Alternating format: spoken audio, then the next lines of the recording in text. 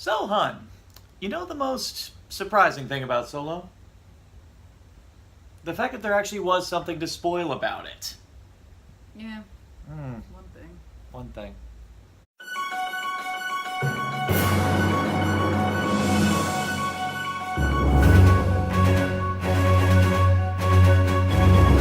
So, we didn't really feel the necessity of having to do a non-spoiler one and then having to take the time to do a spoiler one, so we decided to just jump spoiler. for one spoiler, really. So we decided to just jump right into it. Not to mention the fact both our schedules were pretty crazy bogged down. Myself with the Orlando Fringe Festival, and you had MegaCon. We both had our own little viewing experiences. I was with my cast. How was your viewing experience? I went to a screening with the 501st Rebel Legion and Mercs. And so you were surrounded by pretty much hardcore Star Wars I fans. would hope so. Yeah, yeah. We had cookies, man. That was good. You had cookies? Yeah, one of the people in charge baked us all cookies. I didn't get Because oh, you didn't. And it was I know. being surrounded by fans, it was awesome. I can't say anyone. Maybe somebody was. I didn't ask. Was super excited about the movie. It's not like Episode 8 or even Episode 7 or. I don't know if anyone was excited about Rogue One. No offense, but if you were or not. Yeah, matter of fact, even we voiced it on when we did the spoiler of Last Jedi. Even we were all going. We had no real expectations for this movie. I'm cool with it coming out. I didn't mind it. I didn't hate it or anything. I just was not foaming at the mouth of, oh my god, I need to know everything about this movie. And not only that, it also didn't help that this was a film that had bad press. I don't care about that. For a lot of people, it didn't help their anticipation of it when they found out that Lord and Miller got kicked off, and then Ron Howard had to come in at the ceremony to take over. My thing on that is, Rogue One had a similar problem. They had to do all the reshoots, and I enjoyed that film plenty. So my view is, I'm going to judge it on the film itself. I'm not going to hold drama against it. Sometimes it's nice to see the film is actually decent, and that, they made the right decision. They got these people out, they did this or that, whatever. I try to go in with this. I don't put expectations out there when I see these movies, especially Marvel, Star Wars, whatever, because I feel that's a setup for failure. I made the mistake with Episode 1. Sorry, guys. Yeah. You all think that you're all offended by Last Jedi or whatever. Yeah, try Episode 1. Yeah. After waiting 19 years for that? No. You don't know the pain. No, and disappointment. I mean, I wasn't even looking forward to it, and even I was feeling the pain. Oh, I was so looking forward to it. Yeah. Oh, no, that was... I went into Episode 7 scared. Yeah. I was like, all right, y'all gonna mess with me now? Oh, I'm not gonna like that guy. He looks evil. He gonna die like Maul did. Speaking of. Yeah, actually that's a good segue, into the first. Let's just get that spoiler out of the way first. We watched Clone Wars and Rebels. Yeah, well, let's just say it. Maul's back. Maul's back. He's alive and well. Watch Clone Wars. I know his whole story. I've seen Rebels. I know how it ends. I did not expect Maul to just show up. It totally makes sense. Yeah, because there was this big gap between Clone Wars and Rebels. 15 years. Yeah, there's a large amount of time between here and there that we actually have never seen. And the timing is kind of fortuitous because right after this movie came out, they just made the announcement that there's going to be a Boba Fett solo movie. Which I'm curious as to when that'll be set. Because you have all these options of time. Yeah. It could be before A New Hope. It could be between Empire and Return. It could be... Yeah, he survived the Sarlacc pit, and he's out for revenge. I don't know. Could be a little column A, a little column B. Well, given Maul's history on Mandalore, it could actually come to play. I would like it to be before A New Hope, because then that could get roped in a little bit. You're starting this, well, bring it in here, whatever. I don't know. Do whatever you do. And I did find out it was Sam Witwer doing the voice. Oh, nice! Yeah, it really was Sam Witwer. It was Ray Parks. It was him. In the credits, but they didn't say his voice, and I was like, "Oh, that's cool." Yeah, it was Sam Witwer. It makes me even happier that they just went the whole night. Yeah, the fact that they're really hell bent to really make sure that Clone Wars is. And for your Clone Wars people, you recognize he had the exact lightsaber from Clone Wars. Yes, he did. I did. I saw that. I was like, yes! This is the good influence you're having on me as a gradually blossoming Star Wars fan. Is that I actually paid attention. And I was like, yes, that is. I had to explain it to some people who didn't watch Clone Wars. They're like, "What? He's alive?" I'm like, okay.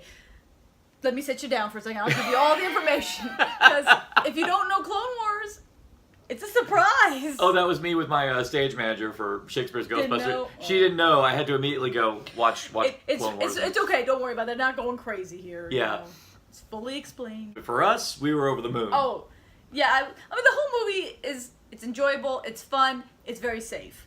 They do not take any risks. I like risks. I think it makes... That's why we love The Last Jedi so much. I like Last Jedi. Force Awakens took risks. Rogue One took a ton of risks. I love just go for it. If you're gonna take it, go. I knew a solo movie wasn't gonna they're not gonna take a risk. You have point A, B, C, D. You have to do all those, and this character is beloved. I'm throwing it out there. I'm not actually a Han Solo fan. Yeah. I really don't care for it. I'll go for Luke Skywalker over Han. Especially nowadays. I will say I love Luke even more. Luke, I think, had a better story. Well, now he definitely does. But even then, I feel he actually had character development. I feel Han, until Force Awakens, didn't have any character development. Personal opinion there. You know, y'all hate me for that, but whatever. So I've been saying to people, we didn't really need this movie, but much to our delight and surprise, it was fun. It's actually something I'm kind of happy to have. Yeah, Han really doesn't do much in the way of developing here. It is fun to see how Han became Han. I mean, it was great seeing him meet Chewie, and Chewie shined. Oh, Chewie's like him and Londo are the best aspects. I'm very sad. We were hoping that there'd be that Mala would be in here. Oh yeah, we were hoping that one Wookiee would be Mala. Yeah, we were hoping that it's not Mala. But they hint that he might have a family. They were hinting at it. They gave you Lumpy and Itchy. Lumpy must live. Lumpy and Itchy must be out there somewhere. Scratchy. I think it was Scratchy? Itchy, Scratchy? I don't know. They fight and fight. Yeah, let's talk about the virtual perfection of Donald Glover as Lando. Do I need to say more? Virtual perfection. He used all the charisma he needed to. He was perfect and fun, enjoyable. I think the one we should discuss is, I'll never say his name right, Han. Alden Ehrenreich, yeah. I wasn't part of this whole, it should have been this other guy on YouTube who does a perfect Harrison Ford. Yeah. Whatever. I don't care about that. I was like, alright, they cast this guy for a reason. I'm going to give him the benefit of the doubt. And then there's all the rumors of, you need an acting coach and stuff. I'm like, y'all ever done a theater show or something? You bring in acting coaches every now and then just to help people out, no matter how skilled you are. So I didn't consider that. Some of the best actors, even like some of the most experienced, actually still have to bring in dialect coaches. Sometimes you just need to work on it and stuff, and that doesn't mean you can't do the job. Yeah. And also, I think a lot of people blew it out of proportion, claiming, he can't act, and I'm like, y'all don't know. And given the fact that he's surrounded by some top shelf talent, he carries the movie pretty damn well. Actually, I'm going to say something really horrible, and I apologize. No, I don't apologize. Y'all can be offended. I actually like him better. Really? No, I like Han the best in Force Awakens. I felt he really just oozed the emotions, the fun, the unique. He was perfect in that. I thought he was always just kind of annoying in some of the others. He was funny, but I just kind of want to slap him half the time. He just always seemed to delight in being antagonistic. He just wanted to be a dick 90% of the time. And I love Chewie, but Han was just kind of a dick half the time. And he got away with everything and never had to pay for it. I mean, even the carbonite thing, you were just forced into that, let's just be honest. Yeah. Han in this, I actually could see why people would like him. He was actually a genuinely thoughtful person. He actually cared. He was going out of his way to try to save his old girlfriend. I mean, he put himself in the trenches to do it. He had a bit of an ego, but it was more... He didn't actually think he could do better. It was just had a bit of confidence, but... It's that whole thing because he lived most of his life pretty much downtrodden. Yeah. He didn't think he could be better than that. Then all of a sudden here he is thrown into this... But I thought he was kind of sweet, too. When he was being sweet, it was genuine. It wasn't like he was trying something or anything. But I thought he was really good. I actually really liked him. I thought he was really good. The one thing which recently now I've just discovered, I've just realized I am kind of turning into a massive Chewie fan, and the thing I was really hoping for was to see this great friendship between the two. Yeah, you totally get that. And you really get that. Hell, the first day together, they're already showering together. Well, Chewie chose that off. That was hilarious. You know what? It was rude. Chewie should have taken the shower first because... It's just Han's could we have done this separately? But he's just saying it dude, man, in space, please, and Chewie's like, well, you better move over. We could rely on Han to basically still be Han for this movie with a little extra dimension. So let's focus on all the new characters that are pretty much exclusive to this movie. So of course we had. So I guess the first one to focus on would be Tobias Beckett, played by Woody Harrelson. I'll just call him Tallahassee in space. Tallahassee in space minus the Twinkies or whatever the equivalent of Twinkies here. He just. he exuded Tallahassee. I'm He's- sorry, I just thought Tallahassee, but I love Tallahassee. Woody He's Harrelson, totally man, good. I'll say it It's again. fun. I'll say it again because I said it back on my Planet of the Apes review. He has come a long way Oh yeah. from Cheers, man. He is No, incredible. he's really talented, and he looked like he was having fun. Yeah, and even though we didn't really get her for much of the movie, Val. yeah, well, She was busy filming Westworld. And if you know the scale on that show, we still need to catch up on that, by the way. Yeah. When you think about the scale of that show, you can kind of understand why her part may have been a bit minimized. She still was really awesome. Yeah, Like, she you still liked her. still made a very strong impression. Unfortunately, there are other characters that came in that kind of filled the gap. Of course, L3. L3, I'm a little.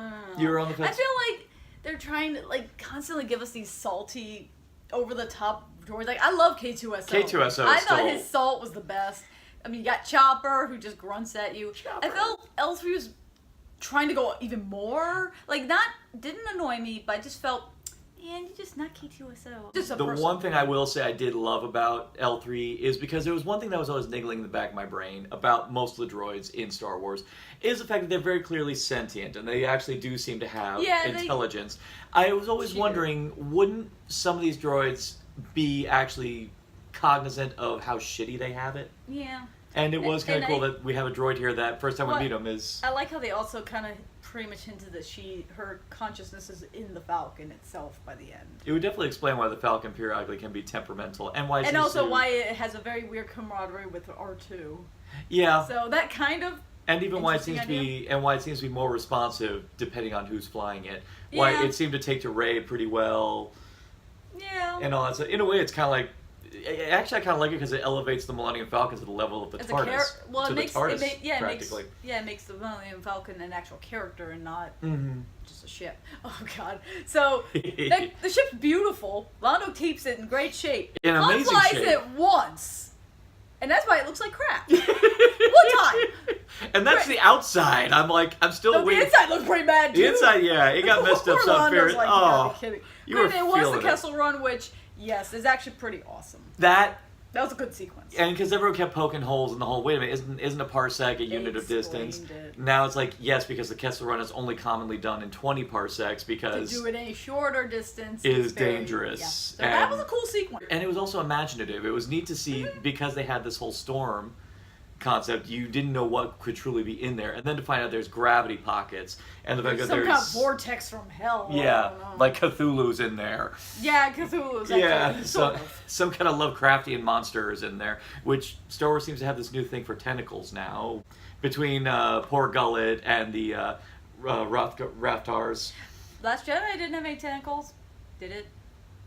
No No. tentacles in that. But we have but within the past couple of years we've had tentacles. We've had tentacles. We've had a lot of couple times, tentacles but, you know. in Star Wars. So Interesting.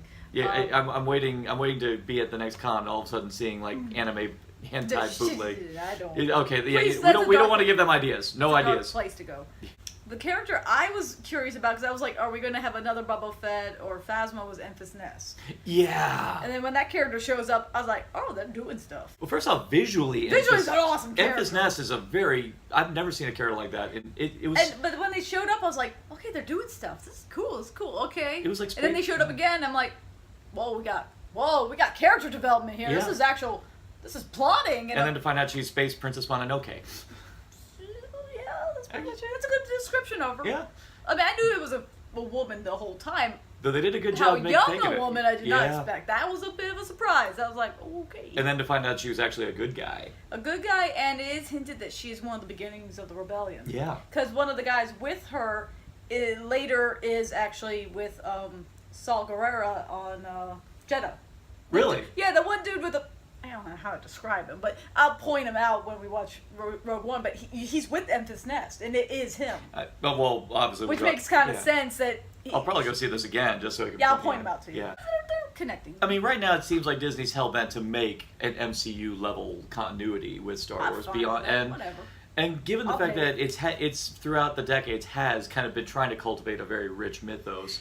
Yeah, I mean, the only things people are starting to say, oh, Star Wars burned out, blah, blah, blah. And I'm like, listen, if you're going to handle the MCU that much, and that's a lot. That's 3 movies coming out a year, I'll be and honest, you're right. I'll take one movie a year and a series a year over a shitty movie. Like, I survived the era of the prequels. 9 years, 3 movies, let's just be honest. Yeah. I will take good to average good and series that fans are actually putting love into over that. Yeah, I mean, I don't feel burned out. If there's any complaint I have, is that this one, frankly, I think they should have just saved it for winter. Yeah, I don't know why they had Yeah, I like the whole winter time. Always I remember, it always felt like a Christmas tradition in a way, but it felt weird. And I remember we walked out Last Jedi, and lo and behold, there was a teaser poster for Solo up. And that was weird. It just felt weird and wrong. But, I mean, that's a year and a half until Episode 9, so, maybe cool everything down. You're going to get the Resistance cartoon later this year, which, how many of you actually are going to watch? How many of you watched Rebels? I'm just throwing it out there. Better watch Rebels. You should, but it's, not everyone's going to watch that. And everyone's like, well, what about the 3 movies of this? I'm like, that's in the future, guys. We don't know what the order of that is. It could be 1 a year. It could be 2 a year. We don't know that. Right now, we have 1 movie a year. Yes, this one was kind of close, but that means a year and a half until we're getting the next one. That's a nice gap. You're going to chill out. Yeah. Watch your Infinity War Part 2. We got more. We got how many Marvel movies until then? Yeah, we've got about 3 Marvel movies coming in. Before we see another Star Wars movie. Yeah. Calm down. Yeah. I guess the other thing about Solo is that compared to Rogue One, this didn't feel as effectual. Rogue One, I felt really built on a lot of things. It actually felt like it was developing things a lot more. I think there's hints of building.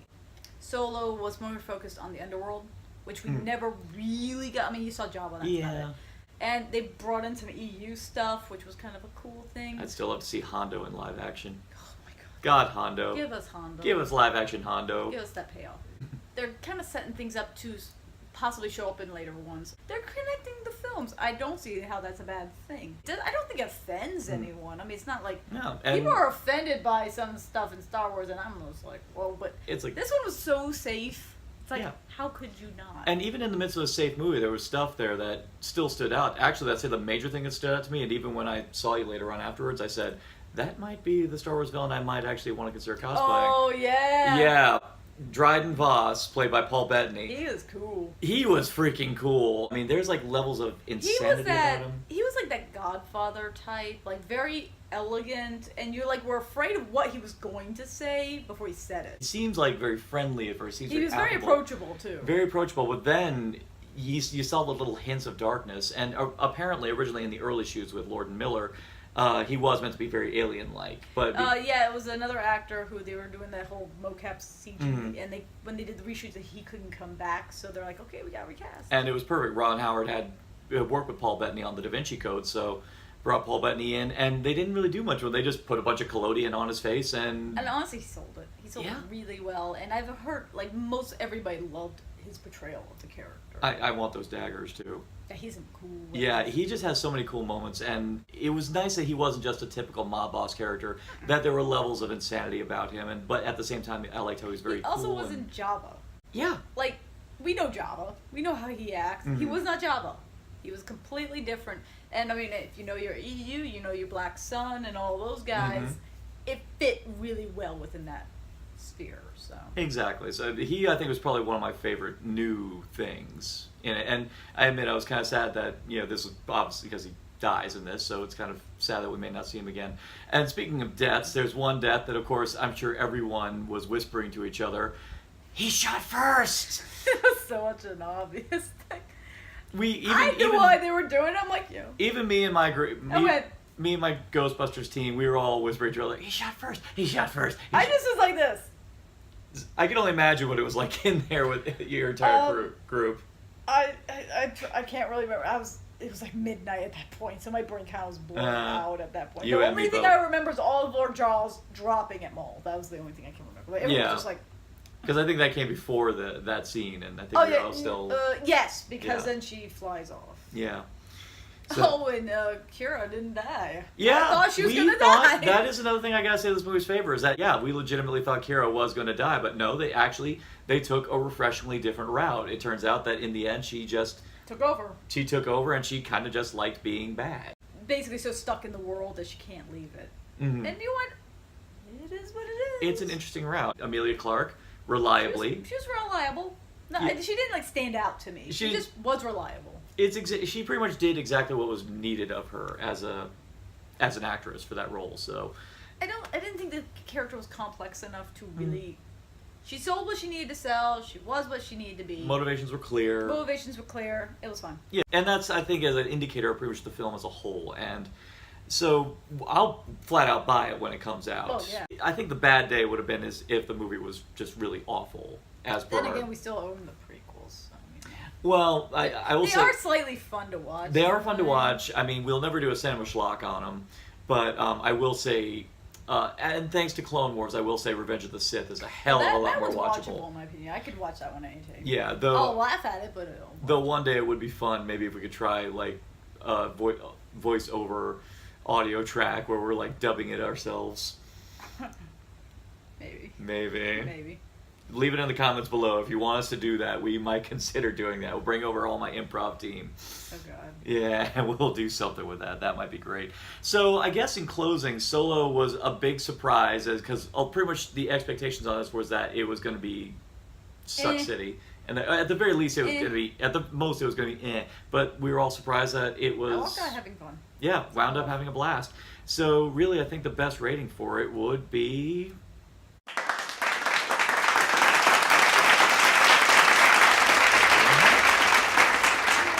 So, do you agree? Do you disagree? Do you think that this was a travesty to the character of Han Solo? Or do you think that it was way better than you expected? Leave it in the comments below. And for more addictive content on Narcotic Casserole, simply like, share, subscribe, click. Thou shalt be served.